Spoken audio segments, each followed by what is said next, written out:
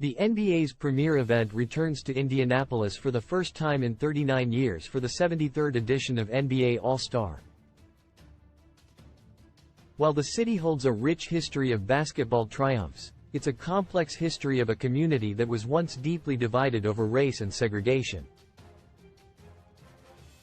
The Crispus Attucks Museum, which is attached to the Indianapolis Public Schools' Crispus Attucks High, documents it all. From the unprecedented achievements of NBA legend Oscar Robertson to the newest exhibit on the history of lynching in America, each gallery tells a story of the Black experience in Indianapolis and the country. The museum, located at 1140 Dr. MLK Jr. St., is open Tuesday to Sunday. The NBA and Indiana Pacers organization are paying homage ahead of All-Star Weekend, unveiling plans for an upcoming statue of Robertson to be installed in front of Crispus Attucks. "We are thrilled to join the Pacers in commissioning a statue in recognition of Oscar's extraordinary impact on the game and his hometown," NBA Commissioner Adam Silver said. Each element of the statue will be catered to his Indiana roots and illustrious basketball career. Robertson, the first high school player from Indianapolis to be named an NBA All-Star in 1961, selected the image for the 11'5" statue. The medal will come from Cincinnati, where Robertson attended college and started his professional career with the Cincinnati Royals, now Sacramento Kings. A smaller replica of the statue will be on display throughout All-Star Weekend. In March, author Jack McCallum will release his new book, The Real Hoosiers, Crispus Attucks High School, Oscar Robertson, and the Hidden History of Hoops.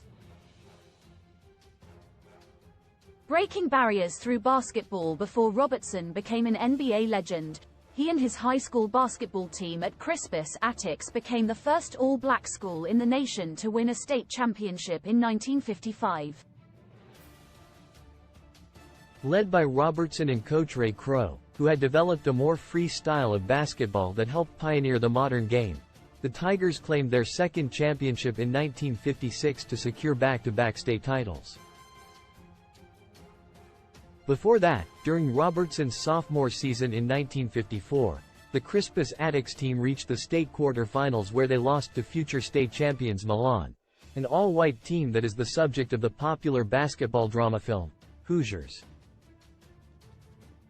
Nearly 70 years later, the unrivaled story of Indiana's 1955 state title game has yet to be recognized on that same Hollywood scale. NBA.com's Steve Ashburner once examined why it should be. Numerous changes have transformed Crispus Attucks High since Robertson attended. It faced closure at one point and solely operated as a middle school for years. The downsizing in student enrollment left underutilized space throughout the building, which sparked the idea of a museum. Historian Robert Chester and the Indianapolis community sought to highlight the legacy of the first all-black high school in the state of Indiana and the first all-black high school in America to win a state championship. We are now in the 26th year into this wonderful experience of sharing the history, legacy and integrity of the first all-black high school in the state, Chester said. Curating the museum. To understand the essence of the Crispus Attucks Museum, it's important to know the history that forced the school into existence. In the early 1920s, the Indianapolis School Board announced the need for a segregated high school for black students, with much pressure coming from the state's Ku Klux Klan. The school board initially planned to name the institution after Thomas Jefferson, former United States president and slave owner, but the black community resisted. In 1927, the school was built and named in honor of Crispus Attucks, the first person killed by British troops in the Boston Massacre in 1770. The first gallery of the museum tells the story of the high school and the early black community, but entering the museum, you see the representation of Crispus Attucks, the man, Chester said. The museum opened in 1998 inside the school's former auxiliary gymnasium. In 2006, the school became a high school again after 20 years of serving students at the junior high and middle school level.